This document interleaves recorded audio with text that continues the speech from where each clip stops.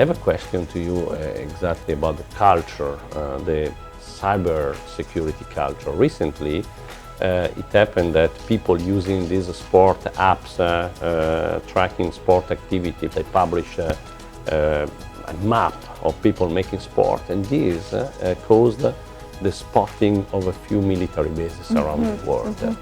What do you have any comment about this and recipe for the culture of using application and approach to the cyber world?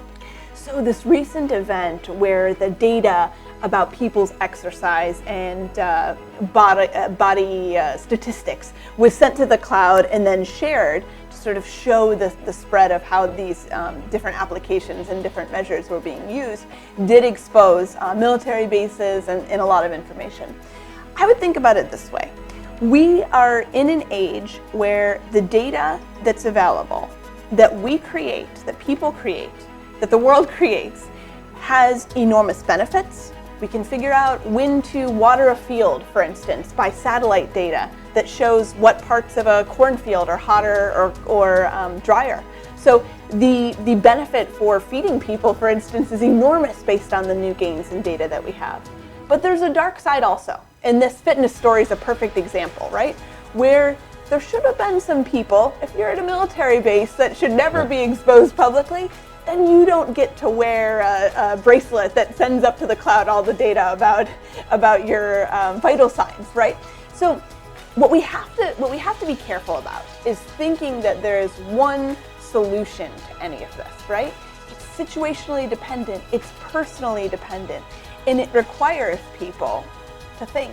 People don't want to be told to think again, right? Or to be responsible or accountable for their actions, but that's what defense is going to look like. It's what it already looks like. How do you say, is the right thing for me to do to share all this information about my workout regime if I'm in a place that no one should know where I am, right? So these are the kinds of security measures that are cultural, that are personal, that are also technical, that we have to start considering. So at the end, culture plays the most important role in cyber security defense. It's the thing you can do the most about, right? So you can control your own actions. It's pretty hard to control, a hack of a huge company, right? But if you didn't put your data there in the first place, or if you were careful about what you put online, then your risk and your exposure is a lot lower. So think of defense starting with you, not some government, not some regulation, not some company. It starts first with you and your behavior.